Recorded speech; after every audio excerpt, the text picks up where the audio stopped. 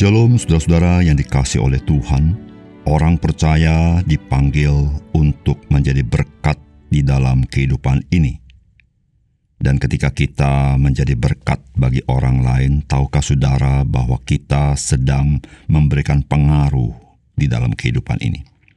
Salam jumpa dalam program Tuhan adalah Gembalaku. Saudara, berapa banyak orang merindukan dapat menjadi seorang pemimpin di dunia ini? Tentu yang sangat terlihat adalah dalam pemilihan umum dalam sebuah negara, bukan?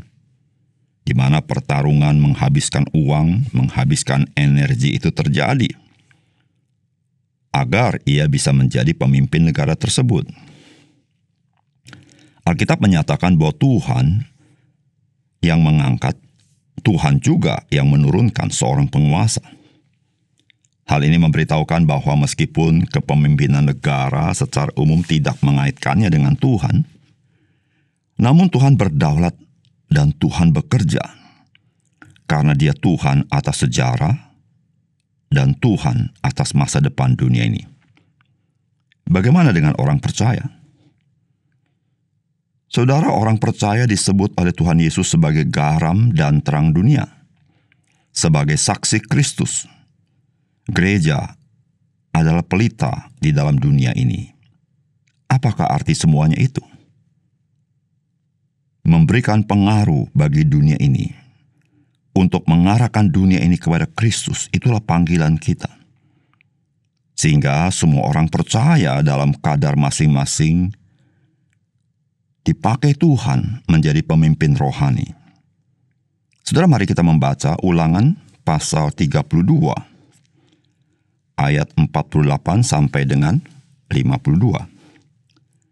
Pada hari itulah juga Tuhan berfirman kepada Musa, "Naiklah ke atas gunung Abarim, ke atas gunung Nebo, yang di tanah Moab, di tentangan Yeriko, dan pandanglah tanah Kanaan yang kuberikan kepada orang Israel menjadi miliknya. Kemudian engkau akan mati di atas gunung yang akan kau naiki itu, supaya engkau dikumpulkan kepada kaum leluhurmu, sama seperti Harun kakakmu sudah meninggal di gunung Hor, dan dikumpulkan kepada kaum leluhurnya.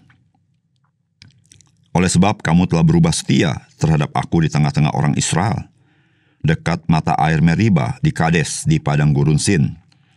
Dan oleh sebab kamu tidak menghormati kekudusanku di tengah-tengah orang Israel, engkau boleh melihat negeri itu terbentang di depanmu, tetapi tidak boleh masuk ke sana, ke negeri yang kuberikan kepada orang Israel." Saudara yang dikasihi oleh Tuhan, menjadi seorang Musa yang memimpin umat Tuhan keluar dari Mesir dan melalui perjalanan padang belantara 40 tahun, bukanlah pekerjaan yang mudah. Apalagi bangsa Israel bukan umat Tuhan yang seirama dengan Tuhan, melainkan sebuah bangsa yang tegar tengkuk. Musa dapat saja menjadi sandwich antara Tuhan dan bangsa Israel. Pada satu saat Musa pun hampir menyerah ketika ia mengalami tekanan komplain dari bangsa Israel. Musa adalah pemimpin sebuah bangsa, namun dia juga adalah seorang pemimpin rohani di hadapan Tuhan dan di hadapan manusia. Saudara, apakah pesan firman Tuhan bagi kita? Tanggung jawab seorang pemimpin rohani adalah di hadapan Tuhan dan di hadapan manusia. Sehingga pemimpin rohani harus hidup menghormati kekudusan Tuhan, dengan sungguh-sungguh hidup oleh iman. Saudara, firman Tuhan berkata demikian, "Oleh sebab kamu telah berubah setia terhadap aku di tengah-tengah orang Israel, dekat mata air Meriba, di Kades, di padang gurun Sin, dan oleh sebab kamu tidak menghormati kekudusanku di tengah-tengah orang Israel, engkau boleh melihat negeri itu terbentang di depanmu, tetapi tidak boleh masuk ke sana, ke negeri yang kuberikan kepada orang Israel." Saudara, apa yang kita baca dari firman Tuhan adalah sesuatu yang sangat mengenaskan bagi seorang Musa. Saudara, Musa dipanggil Tuhan untuk membawa bangsa Israel keluar dari tanah Mesir dan memimpin umat Tuhan ini di dalam perjalanan yang tidak mudah selama 40 tahun. Namun pada akhirnya Musa tidak diizinkan Tuhan masuk ke tanah perjanjian. Namun kita membaca bahwa Musa sama sekali tidak komplain kepada Tuhan.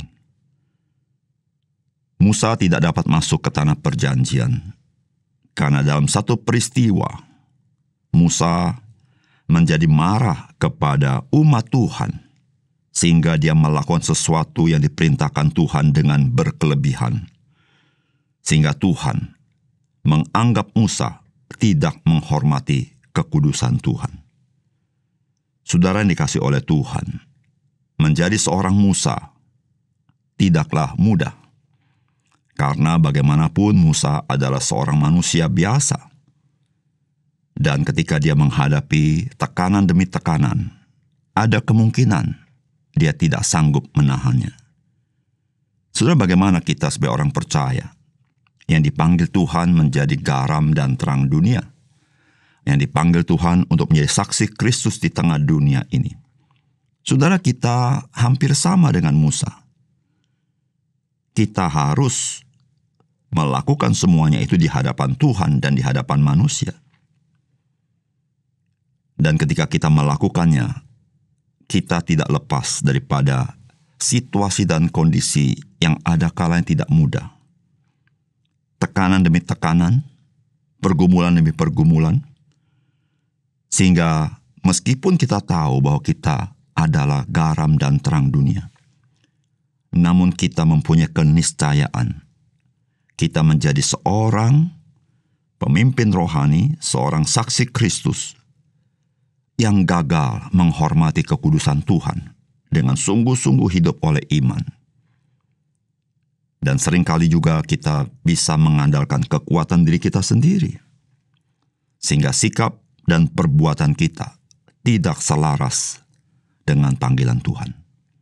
Saudara yang dikasihi oleh Tuhan, sebagai seorang saksi Kristus, kitalah pemimpin rohani bagi banyak orang, sesuai kadar kita masing-masing.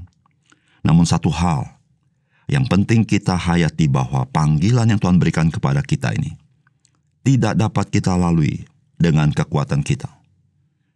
Hanya dapat kita lalui ketika kita bersandar kepada Kristus. Ketika kita peka kepada pimpinan Tuhan. Ketika kita menundukkan diri kepadanya dengan dipenuhi oleh Roh Kudus. Disitulah, saudara, ketika kita menghadapi tekanan, menghadapi manusia, menghadapi komplain dan sebagainya, kita tetap memiliki kesegaran rohani di tengah-tengah dunia ini. Saudara, mari kita sadar bahwa panggilan Tuhan bukanlah panggilan yang mudah. Oleh karena itu, kita senantiasa berpaut kepada Kristus, dan kita senantiasa mengalami damai sejahtera Kristus, dan mengalami aliran-aliran air hidup, yaitu karya Roh Kudus di dalam kehidupan kita. Mari kita berdoa. Bapa di surga, terima kasih untuk firman Tuhan. Biarlah firman-Mu menjadi satu ingatan kepada kami sebagai orang percaya, supaya kami senantiasa berpaut kepada Tuhan. Karena menjadi saksi Kristus, menjadi garam dan terang dunia ini, bukanlah perkara yang sederhana. Tanpa anugerah-Mu, kami pasti gagal. Terima kasih Tuhan, dalam nama Tuhan Yesus kami berdoa. Amin.